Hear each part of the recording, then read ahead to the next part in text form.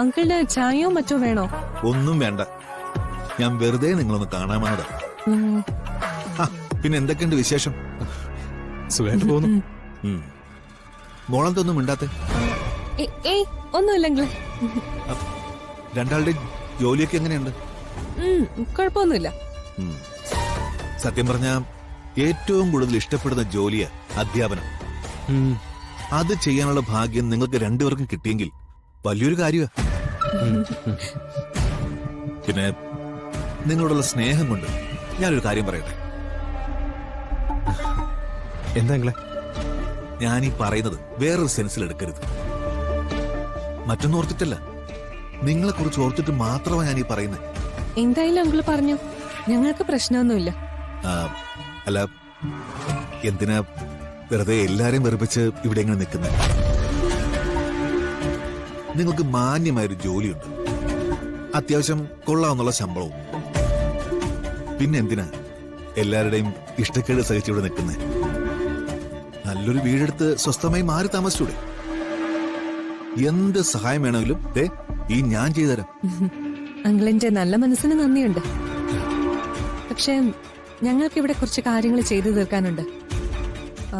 അത് കഴിഞ്ഞാൽ ഞങ്ങൾ ഉടനെ തന്നെ പോകും. അതെ, പിന്നെ ആരും ഉപദ്രവിക്കാൻ വേണ്ടിയല്ല ഞങ്ങളിവിടെ നിൽക്കുന്നത്. ആർക്കും അറിഞ്ഞുകൊണ്ട് ഒരു ദ്രോഹവും ചെയ്യുന്നുമില്ല. നിങ്ങള് ആരെയും ഉപദ്രവിക്കില്ലെന്ന് കാണുമ്പോഴേ അറിയാം. ഞാനേ നിങ്ങൾക്ക് രണ്ടാൾക്കും വേണ്ടി പറഞ്ഞതാ, അല്ലാതെ മറ്റൊന്നും വിചാരിക്കരുത്. ഇല്ല, പറഞ്ഞതിൽ സന്തോഷേ ഉള്ളൂ. പക്ഷെ തൽക്കാലം സഹായമൊന്നും വേണ്ട. ശരി, നിർബന്ധിക്കുന്നില്ല. എന്തെങ്കിലും ആവശ്യം വന്നാലുണ്ടല്ലോ ധൈര്യമായിട്ട് എന്നോട് ചോദിച്ചു. ശരി അങ്കിളെ. ശരി എങ്കിൽ നിങ്ങളുടെ ജോലി നടക്കട്ടെ. നിർത്തിയെടുത്ത് തന്നെ തുടങ്ങിക്കോ, ബാക്കി പൊടിയെടുത്തോ. കണ്ടിന്യൂ. സാമുവൽ ഇടപെട്ട ഒരു കൺസൈൻമെന്റ് പോലും ഷിപ്പ് ചെയ്യരുതെന്ന് ജോർജ് സാർ കസ്റ്റംസിൽ ഇൻഫോം ചെയ്തിട്ടുണ്ട്. ജോർജ് സാറിന് എല്ലാ ഡിപ്പാർട്ട്മെന്റുകളിലും നല്ല ബന്ധങ്ങളുണ്ട്. സാറ് കൊടുത്ത ഇൻഫർമേഷൻ വെച്ച് എത്രയും പെട്ടെന്ന് വിഗ്രഹങ്ങൾ അവർക്ക് കണ്ടെത്താൻ പറ്റട്ടെ. എന്റെ പേടി അതല്ല കിരൺ. നമ്മൾ ചിന്തിക്കുന്ന എല്ലാ സാധ്യതകളും മേനോനും കൂട്ടലും ചിന്തിക്കില്ലേ? ഇത്രയും നാള് സാമുവൽ എല്ലാവരുടെയും നോട്ടപ്പുള്ളിയായിട്ടും അയാൾ പിടിക്കപ്പെടാതിരിക്കണമെങ്കിൽ അയാൾക്ക് സാധനങ്ങൾ കടത്താൻ അയാളുടേതായിട്ടുള്ള രീതികളും വഴികളും ഉണ്ടാവും. അതിനുള്ള സാധ്യതയുണ്ട്. അങ്ങനെയാണെങ്കിൽ സാമുവൽ ഇടപെട്ട കൺസൈൻമെന്റ് ചെക്ക് ചെയ്യാനുള്ള ഓർഡർ കൊണ്ട് പ്രയോജനമൊന്നും ഉണ്ടാവില്ല. പിന്നെന്ത് ചെയ്യും? മറ്റെന്തെങ്കിലും വഴി കണ്ടുപിടിച്ചേ പറ്റൂ. നമ്മുടെ കയ്യിൽ സമയം ബാക്കിയില്ല. എന്തെങ്കിലും ഒരു വഴി തെളിഞ്ഞു വരും. ഞാൻ വിളിച്ച് പ്രാർത്ഥിക്കുന്ന ദൈവങ്ങളും എനിക്ക് കാവലായ എന്റെ അമ്മയുടെ ആത്മാവും നമ്മളെ കൈവിടില്ല.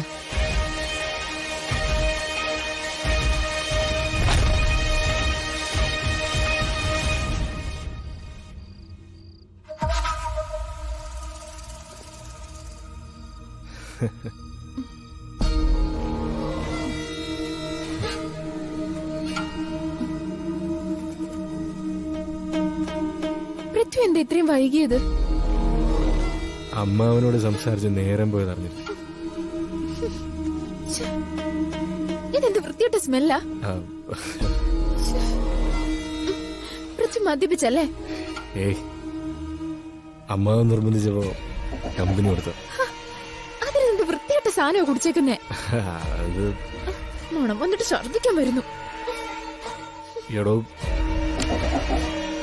പിണങ്ങാവൂ. താൻ പിണങ്ങി എനിക്ക് വിഷമാവെന്നറിയില്ലേ?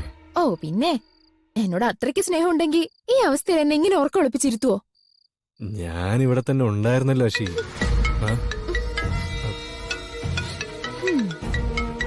ദേ വിളിക്കുന്നു. ഇനി പാതിരാത്രി എങ്ങോട്ടാണാവോ പോകുന്നേ? ഇച്ചിരി എമർജൻസി കോളാ. ഞാനിപ്പോ വരാം. വരും.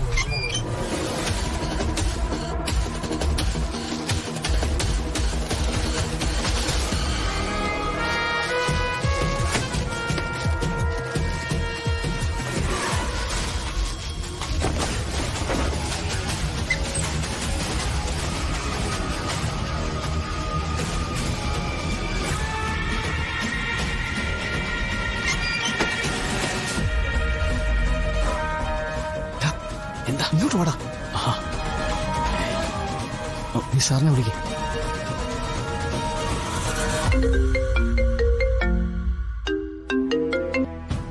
ഹലോ, ഞങ്ങൾ എത്തിയിട്ടുണ്ട്.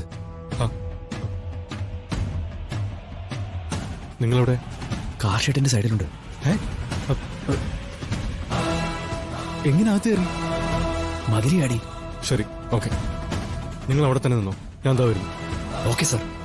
ശരി. എന്താ എന്തു പറഞ്ഞു? ഇവിടെ തന്നെ വെയിറ്റ് ചെയ്യാൻ പറഞ്ഞു. വെയിറ്റ് ചെയ്യാം.